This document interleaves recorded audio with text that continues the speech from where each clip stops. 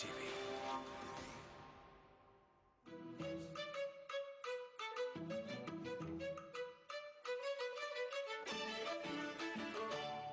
Death to life has come some distance now, and in the journey that we've covered so far, we've had some very interesting people, some very interesting cases that we've come across. Well, we've had a maverick with a "I'm too cool to be in a death trap" sort of an attitude. We've had young blood gone wrong. We've had a docile family man who just couldn't manage his finances and take care of his family. And we've had youngsters bristling with overconfidence and even a little bit of arrogance. We've had them all. But till now, someone we've not come across is the common man. Who could be you.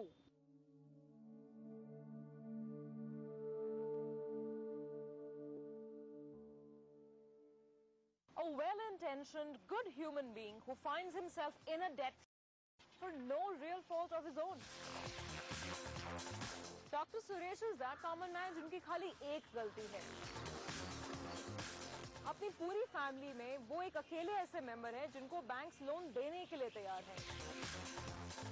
Doctor Suresh ने अपने लिए कभी loan लिया ही नहीं, वो loan लेते चले गए अपनी पूरी फैमिली के लिए। उस फैमिली में उनके पेरेंट्स हैं, मदर हैं, फादर हैं, उनके ग्रैंडफादर हैं जहां बहुत इमोशनल अटैचमेंट है, और उनके एक छोटा भाई और एक छोटी बहन है। सुरेश की कहानी एक बहुत ही सिंपल आम आदमी की कहानी है। तो कैसा लगता है हिंदुस्तान का आम आदमी? How does he look like? नौकरी करके अपना घर चलाने वाला इंसान, अपनी फैमिली की रिस्पॉन्सिबिलिटी समझने वाला इंसान, अपने बड़ों का आदर करने वाला इंसान, मेहनत करने वाला इंसान, someone who's not afraid of working hard,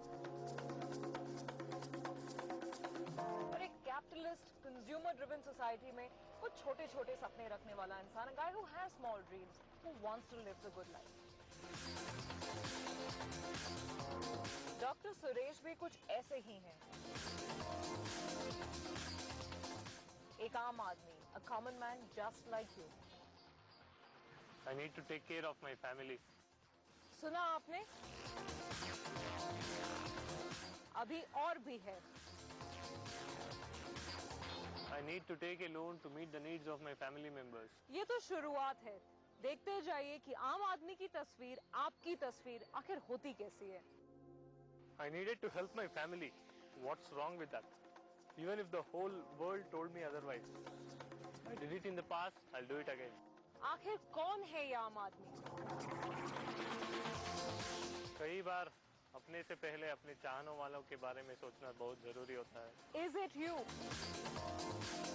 Could it be you? Think about it. दिमाग अपनी जगह टिकी है, but without a heart, without emotion, the head does not really matter. शायद इतनी गहराई से आपने अपने बारे में पहले कभी नहीं सोचा होगा। I had to build a family house, a home for all.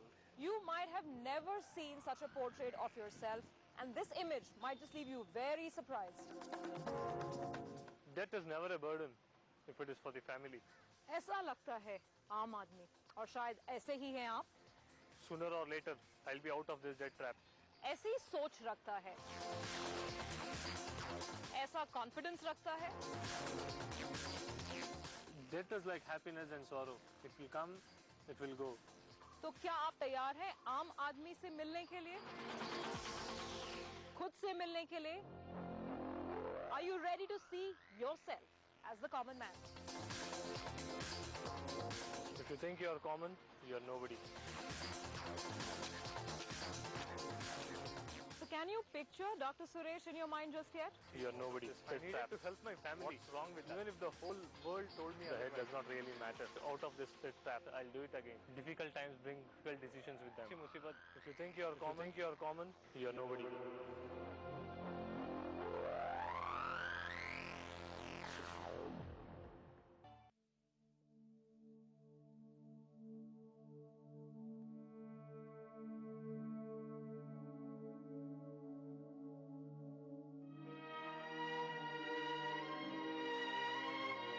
मुझे पैसे को समझना नहीं आता।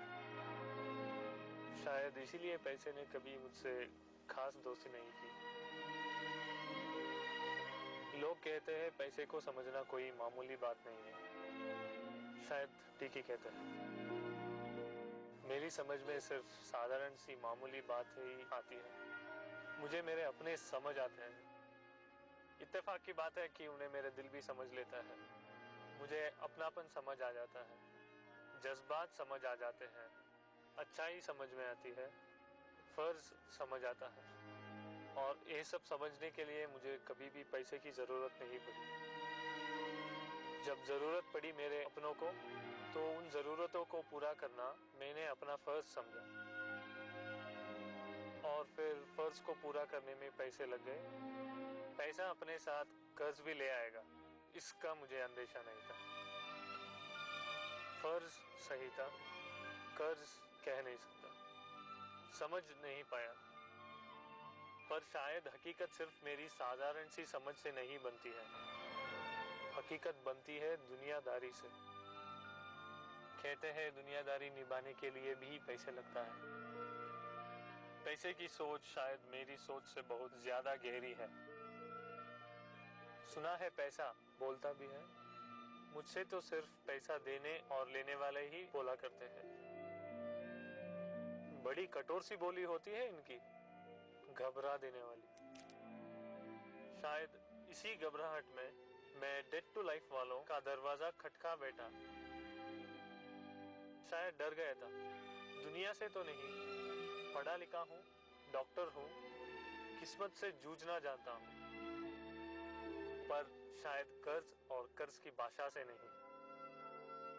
लाइफ गुरु कहते हैं कि मुझे सब कुछ समझा देंगे, वो भी कैमरा के सामने। पैसे की गहराइयों को समझने के लिए मेरे इतनी सारी पढ़ाई कम पड़ जाएगी, कभी सोचा ना था। डॉक्टर सुरेश की सोच अपनी जगह थी। अब नजर डालते हैं डॉक्टर सुरेश के ट्रैक रिकॉर्ड पर। डॉक्टर सुरेश एक क्वालिफाइड डेंटिस्ट हैं। 2002 में इन्होंने bachelor of dental surgery Rajiv Gandhi university Bangalore से पास की। 2002 से 2007 तक ये एक प्रैक्टिसिंग डेंटिस्ट थे बैंगलोर की एक प्राइवेट क्लिनिक में। सन 2005 में इन्होंने हेल्थ इंश्योरेंस का काम भी शुरू कर दिया था।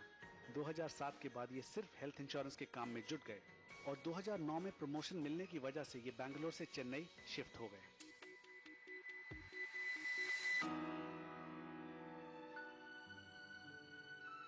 अब नजर डालते हैं डॉक्टर सुरेश की डेथ सिचुएशन पर।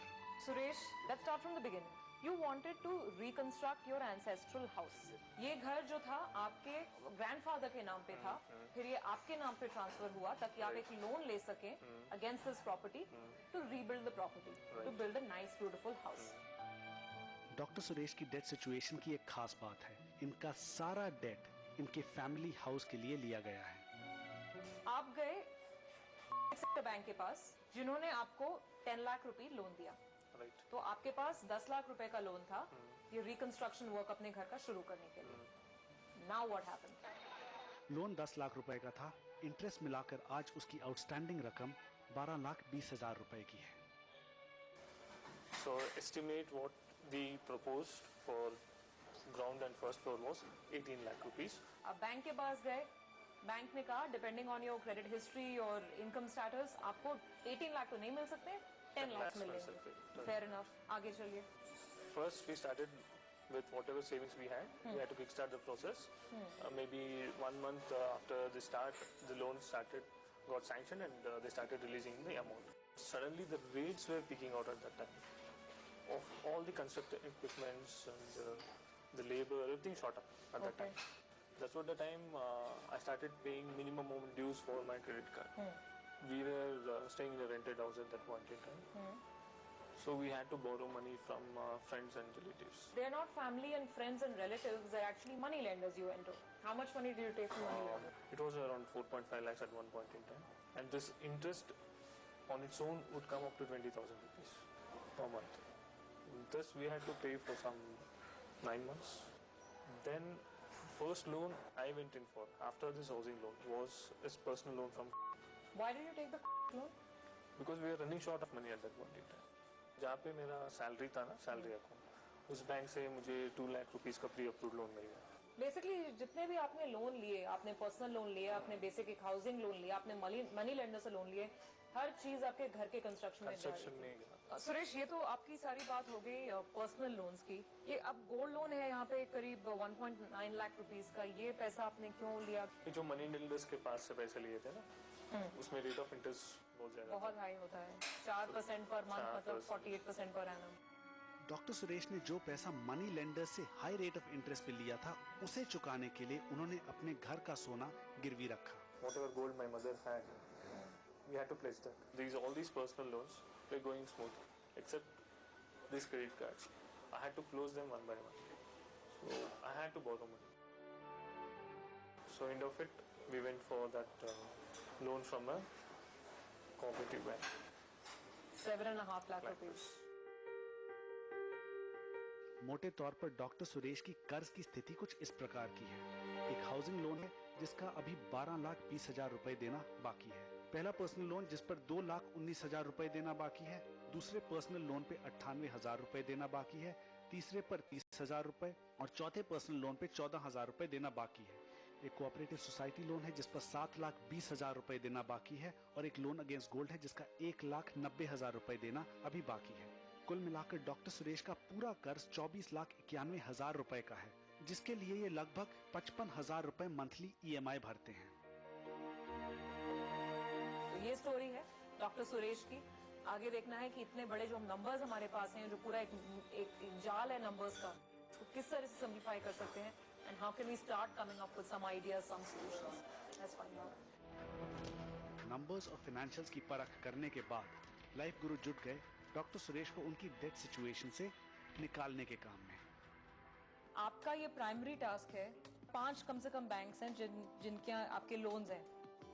इन the next 1 week you have to visit every single bank, अपना लोन का डिटेल्स लेके जाइए, लोन नंबर लेके जाइए और उनसे पूछिए कि आउटस्टैंडिंग, टोटल आउटस्टैंडिंग अमाउंट अगर मैं आज पे करने आता हूँ तो मेरे पास मुझे कितना देना है आपको, with the default and penalties and the fees और whatever they are charging, unpaid EMIs, future balance EMIs, everything included. अगर ये लोन क्लोज करना है तो कितना अमाउंट है आपके सिर पे?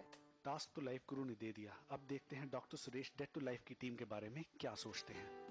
I'm taking all of you as a team with a common goal, and I see there is a sincere concern in each one of you to solve my problems.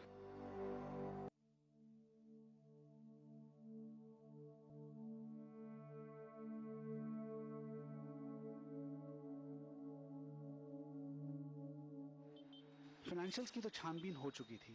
Life गुरु अब जानना चाहते थे कि doctor Suresh के behavioural pattern में वो कौन सी चीजें हैं जिसकी वजह से वो इस तरह के डेट ट्रैप में फंस गए। How do you define a trap, Suresh?